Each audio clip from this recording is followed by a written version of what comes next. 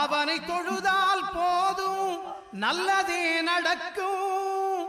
ஆனை முகனை தொழுதால் நவக்கிரகங்களும் மகிழும். நல்லதே நடக்கும், நல்லதே நடக்கும்.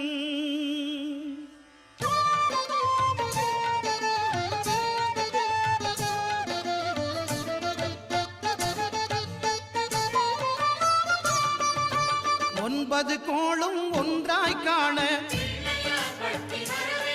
அங்கு கற்பகம் என்னும் கடவுளின் மெய்யில். ஒன்பது கோளும் ஒன்றாய் காண அங்கு கற்பகம் என்னும் கடவுளின் மெய்யில்.